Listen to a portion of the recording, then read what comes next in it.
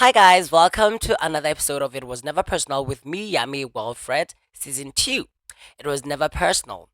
It has always been love, laughter, music, dance, colors, role playing, balance, awareness, authenticity, not taking the ego too seriously, that is not taking yourself too seriously, not even taking life too seriously, because it was never personal.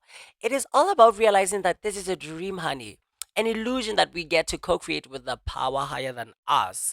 It was never personal, trust me. Tune in to get inspired, motivated, and mostly importantly, find ways to love yourself and do so with laughter and joy. You won't learn anything new from this. I'm not going to say anything which is new. It may sound new only because we have forgot that which we once knew, and I'm here to remind us of that.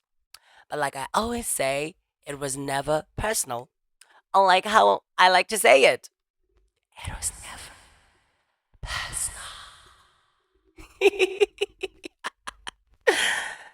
Welcome to It Was Never Personal, another episode of It Was Never Personal with me, Yummy Wilfred. It's me, Yummy Wilfred. Hi! How are you doing, guys? Okay, I hope you're good, great, dressed, and killing it, working.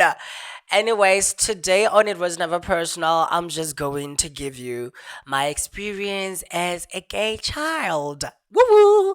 I'm doing this because, it was uh it was June the month, the LGBTQIA plus month, which is the Pride month. Yeah, Pride month. So I have to actually just honor my culture, honor my ancestors, honor my Bayard Rastons, my James Baldwin, honor them, the Halstons, the Yevi, Saint Laurent, honor them, everybody, honor Marsha P. Johnson, honor Sylvia Rivera, If you know, you know. If you don't, how dare you?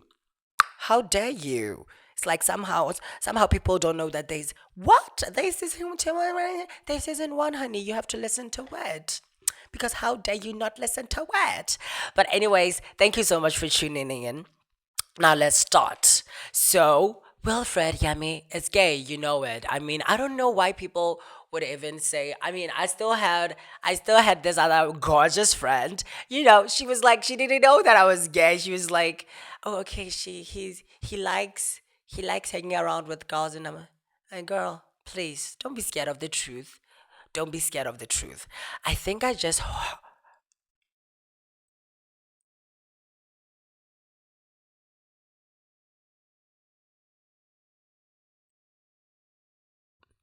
Hi, guys.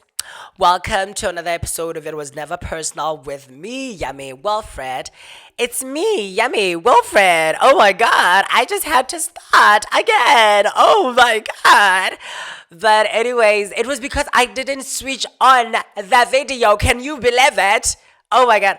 I hope nothing is wrong with the phone because I don't have time for that. Okay. By the way, I was just talking about how I am. I think my do rag is too tight for my head. Think it's clinging on too tight. Loosen up, ho. Anyways, yeah. So today I'm just going to talk about my experience as a gay child. Thank you. I'm going to talk about that, and yeah, I let you in on to today's title. Thank you. So, early on, as a little yummy girlfriend, I'm still looking at him. I have him beside my bed, that little picture of myself. So, early on, as a little gay child, I don't know. I was always flamboyant from an early age, for sure. I was, yes, I was. Always loved gaily songs. I mean, my mom would play culture. No, not culture spears. My mom is much more of like a Rastafarian, so she will play them. But she also had like those gaily songs. I remember that she had culture spears, Chama Girl. I loved her. I still love her. I would dance her songs. Yes, it was the only songs that made sense to me. But then as I grew up, and then my sister really gave me this baton of, hey, there's Beyonce. Oh, for sure. Oh, there's Rihanna. Oh, okay. And there's Big Egg Show. Oh, okay. another language that I get to learn. So I learned, I think, I assume that I learned English through English songs, because allegedly my best song as a little kid was Umbrella by Jay-Z and by Rihanna and Jay-Z. Shout out to Rihanna. Anyways, I love the song even this day, but I think there's a little bit pressure of like really upholding it because it was my favorite song when I was young. But then I go, are they really telling that around? Because I don't know. I don't remember them that part. But anyways, so then I really lurched onto it. But it was until I found Oniga Tanya Maraj, then I went, I think I'm really a gay. Because, she made everything obvious, Talk about, um, what is that? Massive Attack. Oh my God. I remember dancing at a family gathering. And wasn't I rocking it? I was, I did everything that she did in the video, where she was going down. And I think I was probably 6 years, something like that, 6, 7 years old. I delivered, I was lip syncing for my life. Oh my God, this is way too tight. Can you give me a moment to really loosen it up because I cannot just continue with a very yeah, yeah. Thank you so much. I'm back again. It's better. It's better. It's tied to a limit that I can actually withstand. So, yes. But anyways, yeah, like I said, from an early age, I've always been an open, flamboyant child. I think, and I think this all goes out to all the other femme boys, feminine boys, gay boys. Because for the masculine gay boys, I think it's better because not like I think it's better, but I mean, for them, the opportunity, they do have an opportunity to say, hey, I'm coming out or whatever. But for me, I never had to come out because I've been out since the days, since day one, I was out. I was like, yeah, I'm gay. What you going to do about that? Of course, I didn't say that, but my language, my voice, even to this day, I talk to people, they still say miss, and I go, yeah, you can just call me whatever you call me because I mean, that's it, and I don't put critters on whatever that you call me, as long as you're talking to me, as long as you're kind, and as long as I want to talk to you. But if I don't want to talk to you, I'll just pass you like, who are you talking to? You know what I mean? So I was always out there, my voice is sweet, the way that I walk, I've been twitching my waist way before people even told me that. I've heard this gaily face look, whatever. I mean, a lot of women have told me that maybe I was made to be a woman or a lady, which I feel like, okay, I get where they're coming from, but don't get it twisted, honey. It's not like I want to become a woman because I just enjoy whoever that I am right now. Yes, and for sure, like all of us, we have both the masculine and the feminine. Just to me, that the fam one. Yes. So I've always been there out there. It wasn't an issue of, oh, do I have to come out? Do I have to say this?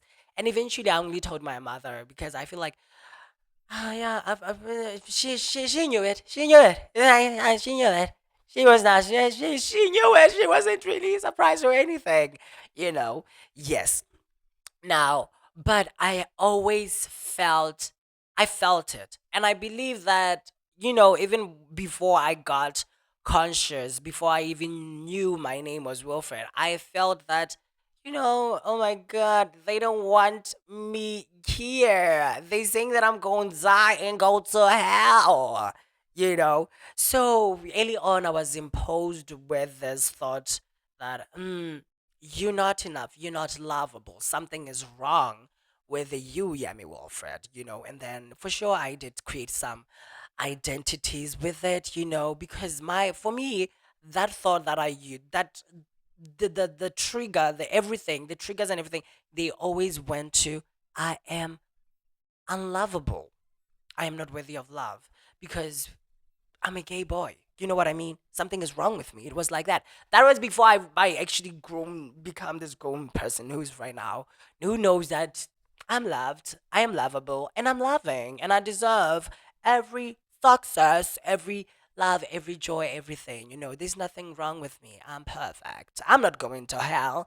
I ain't living in hell. Actually, hell is a superstition, but we'll talk about that later on other episodes if I do want to talk about it. Thank you.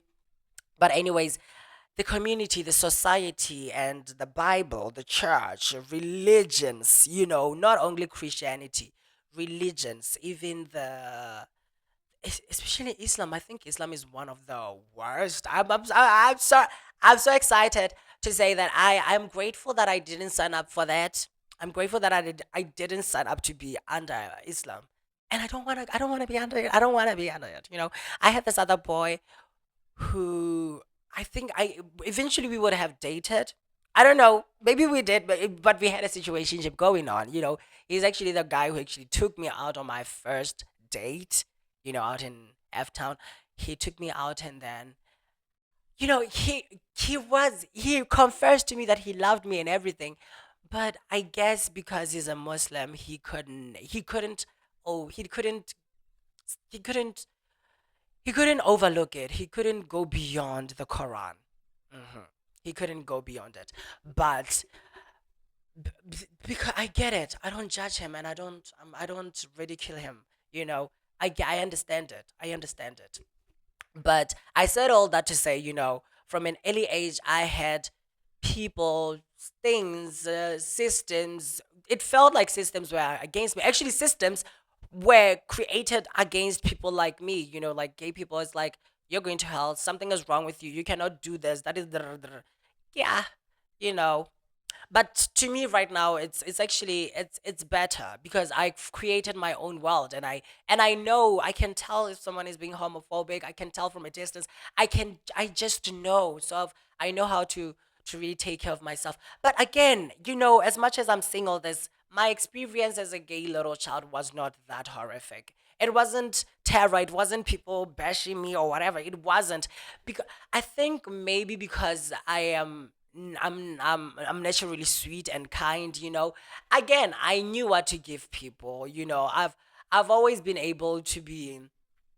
I'm a shapeshifter. I'm a medium. I can read energy, and I know, oh, this one wants this, then I give them that. Okay, they don't want me talking. They don't want me saying this. They want me. I know what to give people from an early age. That was one of my survival mechanisms. So I've always given people what they want. And in that regards, I was getting what I want, which is not being shamed, not being put down, being protected. I think one of the reasons why I've been able to excel in school, it was actually because I knew that that was my one of my ways in which I can be protected, be nurtured by parents, by the stakeholders, like people. If people know that I'm an excelling boy, then they will love me. And no one can touch me. No one can do anything to me. I can be myself. It's kind of like I can pass. So I passed only because I I was intelligent. Okay, I'm still intelligent, by the way. So I passed because I was getting A's and whatever. I'm number one in class. I'm getting something at a prize giving. I passed. So I was let. Life was kind of like smoother for me. So people were not really bad bad at me, or like, oh, no, no. It was once in a while experience. Because I could go full months, full whatever, like, and nobody really treated me badly. Yeah. hmm because I know how people do it. I tell you, if I wasn't, I have a sneaking suspicion, and most of my sneaking suspicions, where I go sus, they turn out to be true. So I suspect that if I was not this well mannered, this wannabe boy, this wannabe everybody's kid, this perfect, this well mannered boy, this excellent, excelling student, I bet people would have ridiculed me for being homosexual. And I think they would have said that it's because I'm gay that now I'm not passing, I'm not whatever. They would have said, oh my God, look at him, he's doing this, he's doing that, oh my God. They would have said it. They would have said it. But I'm just doing it. Oh my God, it's hypocritical. It's hypocritical of them, because I understand right now. Looking back, I understand that I was just pleasing people. I was a people pleaser, and I was whatever that I received, the love that I received from people. It wasn't genuine. It wasn't genuine. It was conditional love. It was conditioned. I had to meet something. I had to prove that. That is why I'm saying I felt unworthy because I was like, I have to prove that actually I deserve to stay here and whatever. It didn't, it worked most of the time. It worked most of the time, but not always. Yeah. Now, this is what happened. The experiences that I've got. My sister, me and my sister, I believe that we are, what do you call it? I think we are karmic souls. Like we came into this world to just expose each other of the lessons that we need to learn. It's like she knows which button to press to go, eh, if you, and then I go, ah. I mean, right now it's better. Now it's better because she can press the button and then I still go, are you done? Thank you. You know, because I've outgrown, I've outsmarted our egos. Yeah. I know who she is. She knows who I am. But I mean, in terms of egoic superstitions or constructs that we have. But again, I know her. I know her beyond the veil that I used to look at her at. But she was the person who actually used to hurt me by calling me gay. She used to just call me gay when I was little. And then I'll run and tell my mom, oh my god, she's like crying. Oh my god, she says I'm gay. And imagine, I tell you, the way that I cried, I tell you, it showed that I was gay because it was always melodramatic. Oh my god, she says I'm gay, And then my mom would try and tell her to not say that and whatever. My mom is great, by the way. She's great. She's great. She never said anything was wrong with me. She never, and in fact, she never got, because I had a sneaking I always assumed or felt like I'm pressuring her, or I am, whenever I report her that, oh my god, my cousin just called me gay, or people were just trying to bring me down because I mean, she never got tired. She always stood up for me and she would fight for me. And I love that woman. I love her so much. You know, maybe because she knows that I'm sensitive as much as she's sensitive, because I would cry. I would cry, cry, cry. And I know that they said I used to cry ever since I was little. And I'm still a crier. I'm still a crier. Just that now I know that it was never personal. It's not personal. Oh, yeah, yeah. Oh, yeah, okay. Well, I'm gay. So what you gonna do about that? But anyways, after that, and then I said the sister thing to say that, even from an early age on now, as a conscious, after I was 7 years old, I knew that I was different. I knew I was different from my family members. And I've always searched for other gay guys or gay females in my family. And I have sneaking suspicions that, oh, so and so is. I think so and so is. And I'm telling you, my gator cannot lie. My gator cannot lie. But it's not my job to out anybody or to provoke anybody. I'm just saying that I know one when I see one. That's what I'm saying. And I've seen some, and I don't think I'm the first. I don't think I'm the first in my family, but with a look of the naked eye, you'll say I'm the first. But with X-ray eyes on the situation, he ain't the first. He's just the first who's out and open about it, and he really doesn't give an F. It's like how I've overdrawn my lips because I did it for the like of giving an F. Thank you. You know. Now again, going to school. I remember, I've always been like a teacher's pet, so I was loved by teachers most of the time. Almost all the time I was loved by teachers, but it was a standard four. When I met this other lady, I mean, I loved the lady. I loved her so much. I don't know what her thing was. And it never really clicked. I never realized this, by the way, until this year. I think it's this year that I realized that she was homophobic. Because this lady, she was so, so beautiful. She is so beautiful. I don't know if I'll say the same if I see her right now but I mean back then she wore this high heels, she was dressing so nice. She was just living the life of a successful woman. Nonetheless, back then again now, but let me just continue the story. She's so beautiful. She was somebody who I loved, but she didn't like me. She didn't like me, but I never sensed it. I'm telling you, I never sensed it until I never knew it, until this year. Early this year, when I was really going down, and I was like, "What, W- girl? You know, because I used to have sneaking suspicions like she used to really make joke about how I always had like a runny nose, maybe a little, is it a booger or whatever, like something over here. Like yeah. So she would always pick pick pick some things to really just bring me down. But I mean, she couldn't do that educationally, academically, because I was excelling. You know, I mean, come on, you're taking to the creme de la creme of the class, doing standard 4 hours. Let me see. I was 9 years old. So I'm 9 years old and I see this lady. I loved her so much. But I remember one day we were supposed to go and it's a situation where the president is coming from abroad. He's coming into the country, and then kids, primary students, are supposed to go and welcome him. So I was picked as one of the students to do that, and I was wearing. It was during the winter season. I've always liked bodycons from an early age, so I had my polo necks on. So my polo neck, I think I had a red and a yellow one. I think that time I was putting on a red one because I loved red ever since I was young. So I get there and at school, and she's like, "Oh yeah, you're not going." And I'm like, what are you talking about? I thought I was going to welcome the president. Come on, ma'am. What are you talking about? I mean, I didn't say that. That was just going. It didn't make sense because she waited until we had to actually leave class. I got in school. She didn't tell me, oh, you're not going to be able to make it. She was like, oh, you're not going to be able to make it because you have that red ponic on. It's not.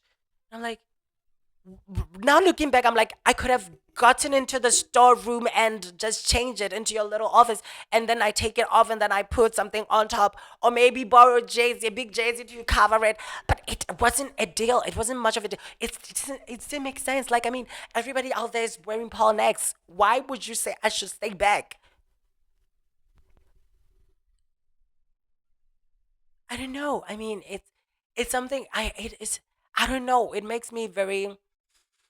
Yeah, I mean, I for sure I was hurt back then when I was young, but looking back, I go, oh my God, it wasn't personal. It wasn't personal, you know. And again, the only thing about her is that I never personalized it because I didn't think she hated me. I just thought she was right, and I was like, oh my God, Wilfred, why did you put on this red thing? If anything, I just blamed myself. But now I know that I wasn't at fault. She didn't want a little gay boy going with them to receive a president. You know what I mean? It was just that. I know. I don't know. Listen, guys, it's not far fetched because I'm telling you, it's real. I know it. I remember the other time. Now, the only thing that got me back to there was when later on I was doing standard six, and she came because I think she went to study and get a degree or something. And then she came back and we all run to her. We loved her so much. I loved her. We run to her. And then the first thing she said when she saw me, she was like, oh, you, Wilfred. So you still like hanging around girls? You still talk like that? And I am 6, I'm 11 years old. I go, oh my God. That was the first time now it all made sense to me as a little 6-year-old that I think she doesn't like me. I think she kind of feels like I'm wrong or something is wrong with me, and it was painful. It was hurtful, you know. But nonetheless, my standard six teacher, oh my God, that lady loved me so much. I love her. I love her. I wish all parents were like her. To be honest, I wish all parents were like her because that lady, she loved me with no conditions. She really loved me. Like, oh my God, Manchakosi. I don't know how I can talk to her, that granny. I love her. She loved me. I remember when she was actually taking a transfer to become a head school teacher at this other school. I cried. She called me. I was doing Starter 7 and I cried and I cried and I cried and I cried. That lady loved me so much. The things that I think she was, yeah, she is still the only teacher From school, I feel like I think she's number one or number two because there's other this other lady again. Oh my god! But she loved me. But anyways, that teacher from standard four. When I met her after standard six, that was when I was like, okay, it's a done deal. I'm done. And then I let her go. I let her go because I realized that she was homophobic. And, looking back right now, I'm like, oh my God, good that I didn't take it personal. Now, and then I was doing standard seven. Standard seven, we were taught by a man. First ever being taught by a man. I mean, yeah, we had men. Oh, no, no, it wasn't the first time being taught by a man. I was taught by a man at standard three, but that man was very. Talk about men who are very comfortable with femininity. Talk about men who are not really threatened by a little boy who's gay. Talk about a man who's kind. I don't know. The thing is that I never imbued teachers with anything like that, homophobic or whatever. But I know that I never sensed that from that man. He wasn't homophobic. He was good. He was. So that wasn't the first man to teach me at standard seven. Standard seven, I'm 12 years old, and then this man comes over. He's a pastor, by the way. So for sure, religions, by the way. So for sure, you're going to jail. You're going to hell, by the way. So he hated me for being gay. He didn't hate me for anything. Anyway, I knew it from the start, from the get go. He was like, it didn't. I think it didn't make sense to him that I'm the most talented student in class, that I'm number one and I'm gay at the same time. Like, how is that possible? God should be punishing you. I got that from him. He said the most horrific things to me. He did. Hey, I mean, oh my God. And did I not personalize it? I did. I personalized it. I personalized it. And I know how he was like, I was going to fail. I was going to get busy, yeah, but I passed my PSLE primary leaving school examinations with an A. Talk about that. An A in science, an A in math, an A in English, an A in did I get an A in this one? I don't know. An A in agriculture. Thank you. So I passed, I passed, and I think, I don't know, in my mind, because the thing is that after I left standard seven, I was over it. I was over it. I just let him go. I just let him go. I was like, okay, bye. Yeah. And then it was later on, immediately when we closed standard seven, he started calling my mom, and then he started calling me, and then I heard that he started telling his like the students who were behind me, that they should look up to me, and he was proud of me, and he said all these good things about me, whatever about me. After all the things that he said, it's so.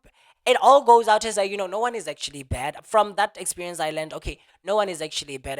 As much as he hurt me the way he hurt me, I know it was never personal, and he didn't actually mean it, and he didn't want to do it. It's kind of like people are stuck in playing the role, because he's a pastor for sure. He has to protect and, safeguard his religion. Or maybe he's a gay man in closet or whatever, and then I just provoked or intrigued or triggered the feminine side in him or whatever.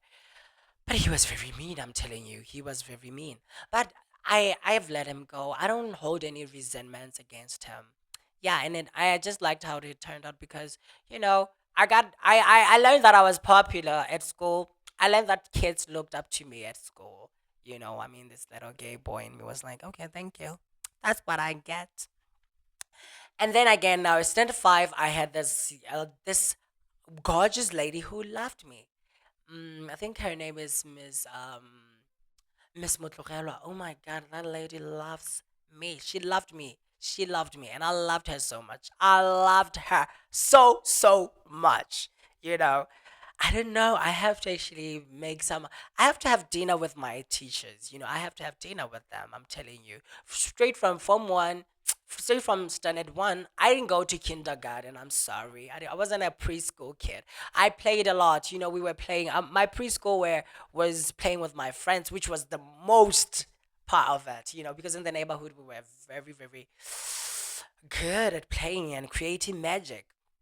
But from standard one from grade one up until right now, I know all of my teachers. I know them by name, their personas, whatever. I know them. And the only at standard four, standard seven, and form three where the teachers, my class teacher at form three, she's homophobic, but she didn't. Oh my god.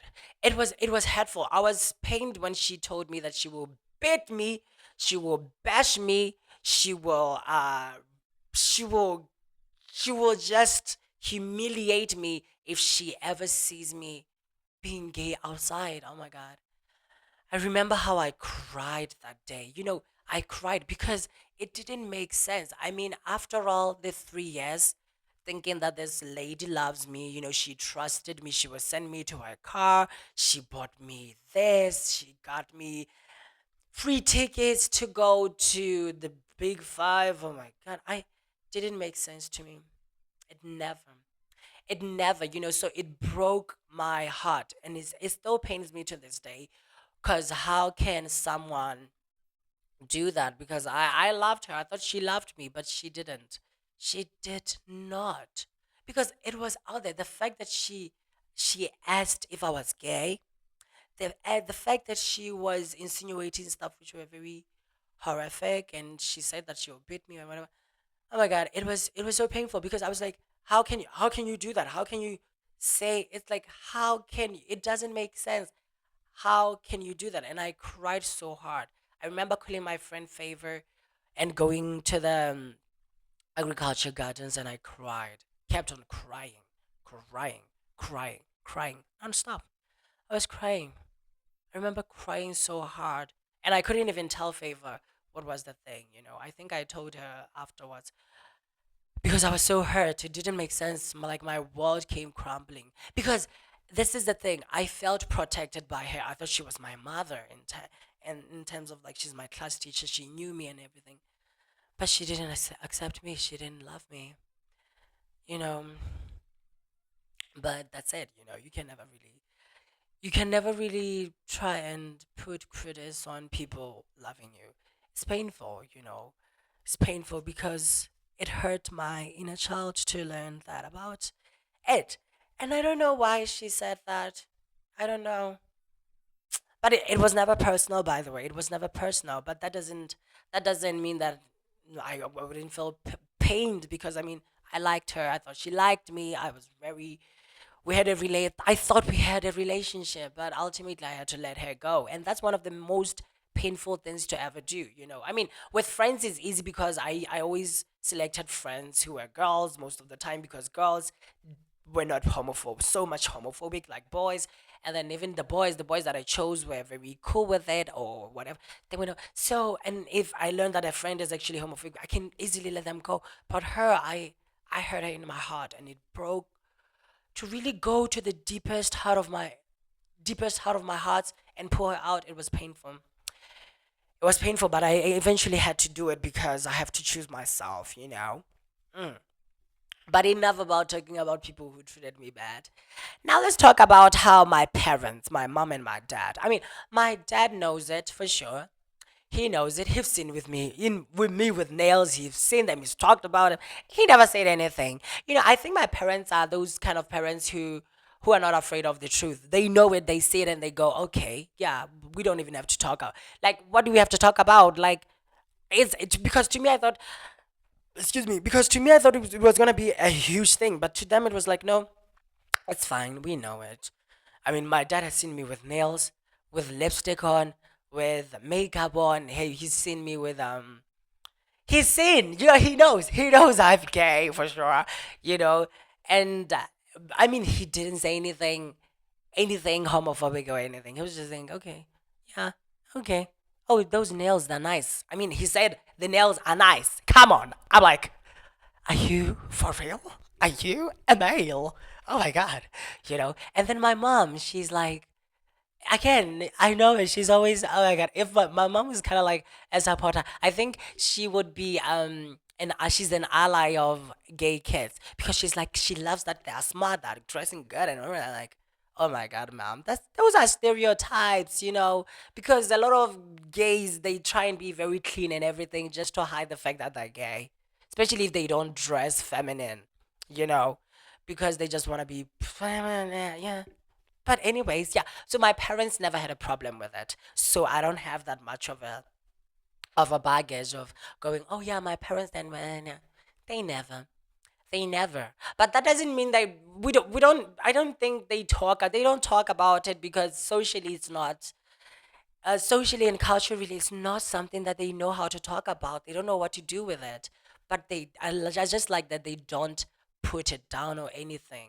Yeah, thank you. So I'm very grateful because my parents know that those are the sole contracts that we made, and they know that they had to have this kid, and it's it, you know. And I'm grateful that I chose them. I'm like going around going, and think now it makes sense why I chose you because we choose our parents. We really do. Oh, honey, trust me, we really do. No matter how they treat you, no matter what is going on, we chose them. We chose each other. Mm-hmm. I knew that they were gonna do every. You knew they were gonna do everything that you knew. So I'm just grateful that actually, yeah.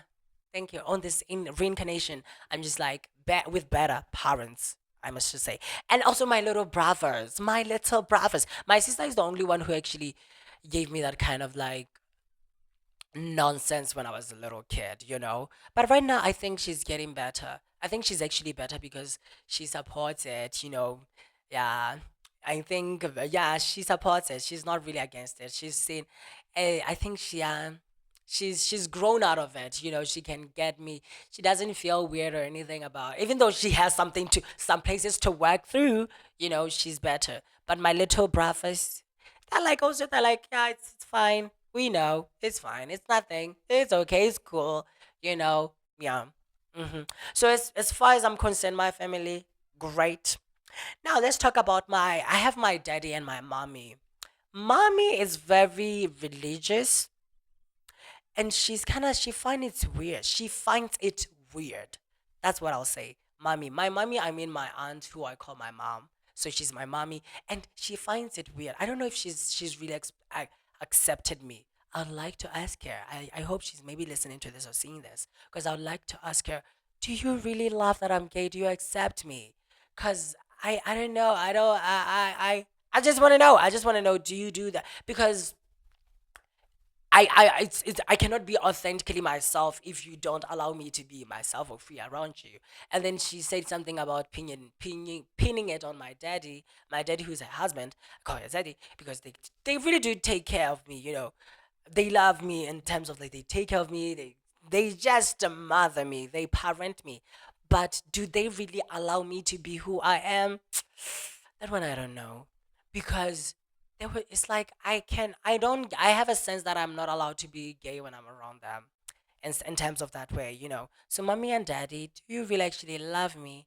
That's the question I'm asking, you know, because I feel like they don't want to go there. They don't want to see it. They don't want to go there. It's kind of like hell, you know.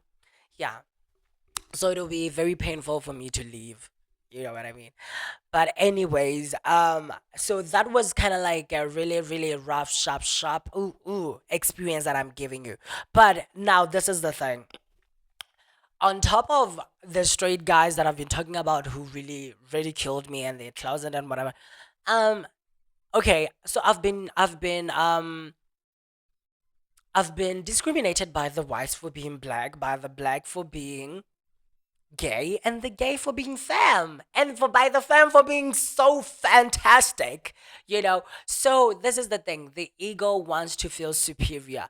I'm just explaining why everything has been happening, why it was never personal, because you're a gay boy, you're a gay girl, you're a lesbian, you're a whatever, you're trans, you're whatever.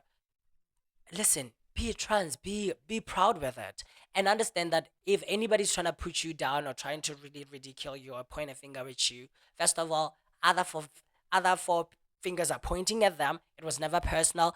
This is the thing, the ego wants to feel superior, so it will always try and bring you down so that it feels superior. It means that they're threatened by you. They feel like you are very you're superior than them, you're powerful than them, because actually you are powerful when you're yourself, you know.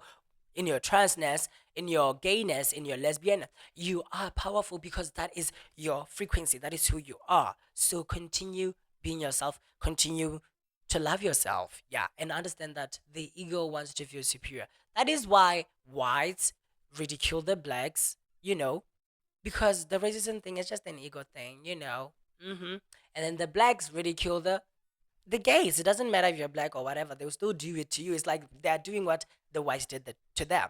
They just discriminate you, but in terms of like your homosexual, let's say. Yeah. And then the gays will ridicule the gays who are out. It's so amazing how I don't want to go too deep into it, but I know that we have a lot of men who are in closets, and I'm at a point where I think that it's one in two. I think one in two men are gay. I see two boys and I go, okay, the other one I guess they're gay, and then the other one it's I don't know. I guess that's straight. Mm-hmm. Is I don't know because my idea is that men will put it in any hole. They will. Okay, my idea is that men will come in any hole. They'll get in any hole. They'll put it in any hole. They will stick that bun. They will stick it in any bun. That's the thing. That's what I think. So, but back to it again. I think it's one in two men are gay because of the things that I've seen. And oh my god, married man. Imagine married man, MSM. Mm-mm. Okay, it just the thing is that I'm just like, why are they not really proud of themselves?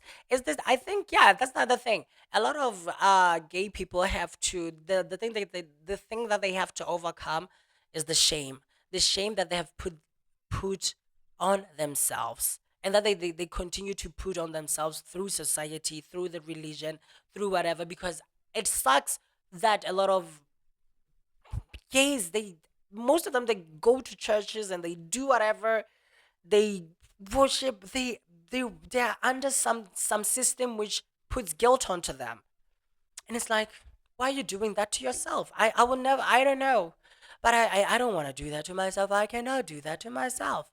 So we have to overcome it, because on some level we feel like we deserve that. We feel you keep on doing it because you feel like you deserve it, like you're not worth it, and you feel like it's gonna change somehow new.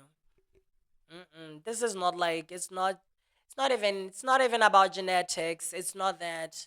Mm-mm. It's not that. It's not that. It's just who you are. It's nature. It's nature. Don't let them fool you and say nature is male or female. Yeah, girl, what you talking about? What you talking about? I wouldn't be surprised if my dad came out as gay. I'll be like, okay, thank you. Because I'm telling you, I think it's one in two men are gay. One in two men are gay. Yeah.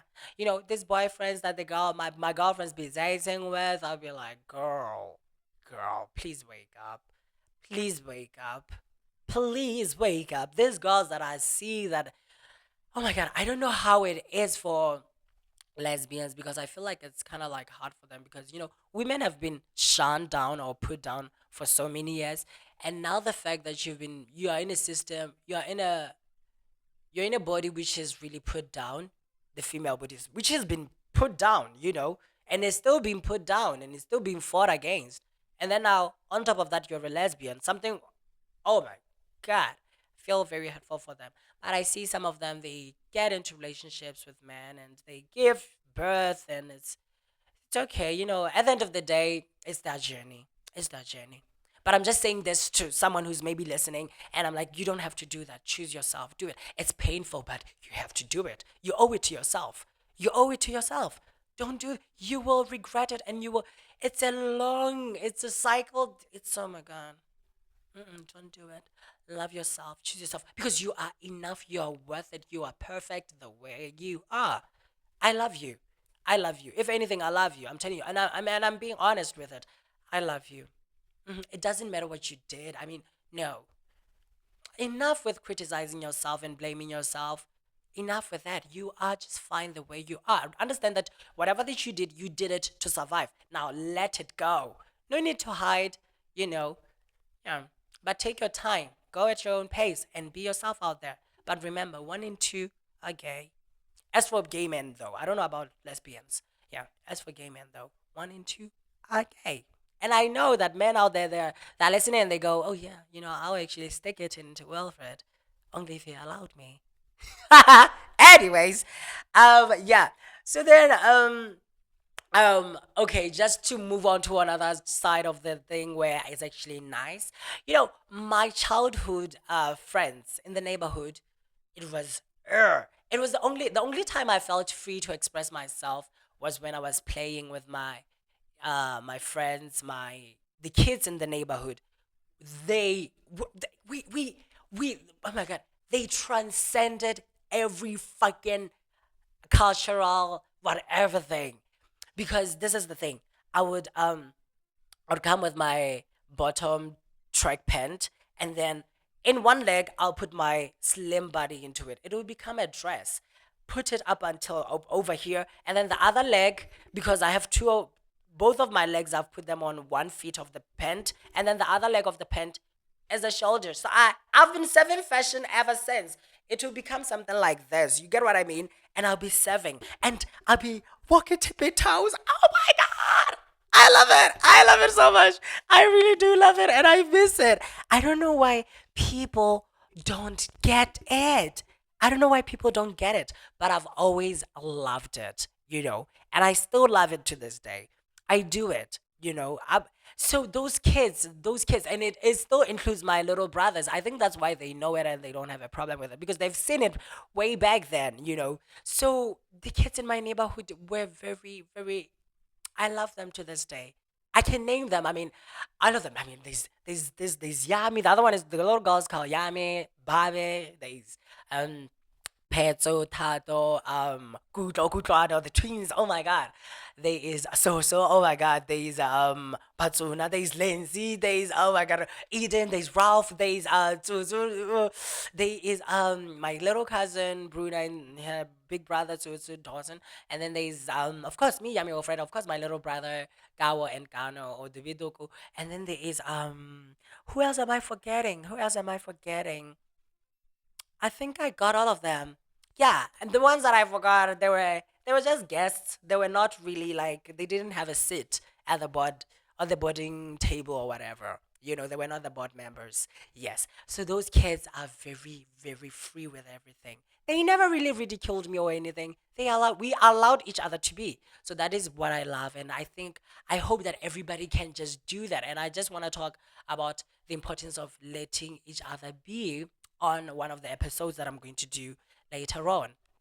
But anyways, to all those people that I named, thank you for allowing me to be because I I still that little child still thinks of you. I have you over here. We used to sing, to dance, to do we played everything. There's nothing that we never did. We would walk over to the mall, like maybe 5 to 10 kilometers to the mall, just to shop. The shoppings where we had such a life. That's why I say my preschool, I never needed to go to kindergarten because I had my own, and it was very nice. It was very nice because I wouldn't want to go to a preschool that I would be disrespected by other guys or whatever. And sleeping during the day, who sleeps? We don't sleep, honey. We work. We were working. We were parents at an early age because we were playing that. We were playing parents and we were role playing. It was nice. Which is ultimately what we're doing in life right now because we are all role playing. We are in drag, we are playing. And I was in drag when I was young. It was nice. It was so, ugh. We were so nice. I loved it so much. I love those guys. Thank you for loving me and thank you for being me. Thank you for being me. I guess I have to actually, I wonder if I have to end the podcast over here. Or okay, I'll just use the 5 to 10 minutes left to wrap up because the time is ticking. Anyways, now this is the thing. As much I before I thought being gay was a curse, I thought I had to clean myself until I was like, you know what? you know, and it was like F it. Because it allowed me, being an outsider, it allowed me to actually venture into the outside world. The thing that I did was to break down my belief system and escape from this guilty based, this sin, this hell, whatever illusion, and just know that, you know what? Actually, life is what I created to be. And I choose to be in heaven. Because actually, this is heaven. Life is in heaven. The hell is when you. Please read A Return to Love by Marianne Williamson. You'll know what I'm talking about, guys. You'll understand what I'm talking about. Because life is really a joyful place. Oh my God. A friend just came to my mind, Miriam. Miriam, Mimiana, I love you so much because she's one of those people who really loves me and who allowed me to be as a little gay child. I love her so much. Thank you, Mimiana. I love you. Mwah. So And then, so to me, I feel like being gay has been a blessing, so much of a blessing, because it allowed me to really transcend all the Michigans, the Hippo, to really get out of the matrix and search for a new belief system for myself. That is how I got into this spiritual journey, because all this other shit didn't make sense to me. I was like, I cannot be doing that. Oh no, honey, it's not kind. It's not light. It's so heavy. It's so dark. I cannot belong to that. So I'm very grateful that I'm gay. I love that I'm gay and I'm fab and I'm fam. It's like I don't give two F's, honey, because I already have my F's. I'm femme and I'm fabulous. Flamboyant. Thank you. So now, uh, being off the system, that was the key. I got the key to the door out of the matrix, and I love it. I love it so much, because I don't think, going back there, I wouldn't go there, because I know what I saw and I know what I know about it, and it's not anything that I like. There's so much pressure. There's so much pressure, both onto the females, both onto the males who are heterosexual. The male has to be strong. Oh my God, who has time for that? We are sweet, sensitive souls, and then the women has to be put down. Oh my God, no. Get out there, find something which is for you. Even if you're a straight boy, you don't have to become gay to really experience something which is out of there. Just do what you want to do. Do what you want to do. Get out there, get out of the box, honey. Play with the crayon, the colors of the colors of the rainbow. Just do whatever you want to do, as long as you're not hurting anybody. But the system out there is going to lead you to hate yourself and hurt other people. Now, this has been a blessing, because again, now I love myself. Now I'm me. Now I'm out. Now I'm proud. Now I'm gay. I'm gay for pay, and I'm gay for free. I'm gay here now, but I was so gay in the past, and I'm queer later again, but I'm gay here now. So don't you pass. That's ass. I was trying to do some TikTok thing that I saw, but I hope that you really get it. If you know, you know it. If you don't know, it's still fine. I mean, it's it, because I'm gay, and I'm gay and I'm allowed, I'm here, I'm queer. What you going to about it? So shout out to anyone who's gay, LGBTQIA plus living and thriving, because you do it, And this is the other thing. I once met this other guy who told me, I mean, he's a gay man. We were supposed to go out, but I ended up striking it, because I was like, I'm not ready for this. I think I have to work onto myself. But he was generous enough to allow me to be. And I left him. We didn't have any drama. But he told me that, you know what, gay people, gay men, gay people are successful. And it's true. Look at Ryan Murphy, you know, look at RuPaul. Look at me, I'm successful. Look at you, look at Bayard Reston. Do your research, by the way. Look at there's a lot of people. Look at Lasizwe. Look at there's a lot of people. Look at Freddie Prowl. Look at Troy April, honey. Look at those girls. They're killing it. They're getting it. Oh my God, they're making the money. But I'm telling you that people are really successful, really successful. And success to me is really actually the ability to stay free and be in a state of joy. It's not really about money. Although a little won't hurt, you know. Yeah. By the way, it was so nice. But this podcast, this episode was, I can end it by saying, ultimately, uh, your albinism, your dwarfism, plus sized, you're being plus sized, your gayness, your dark skin, your whatever, the so-called imperfections. Ultimately, they are blessings. They are your blessings, because number one, they are actually the key for you to get out of this rigged system, out of this very hypocritical society that we live in, and go and experience and create a life for yourself that is really full of joy and whatever that you want. It is for you. It's the key for you. I'm telling you, it's a blessing. It it is a blessing, and it's okay. It's perfect. Love yourself. That is what I'll leave you with. Love yourself. Now it was never personal. Bye.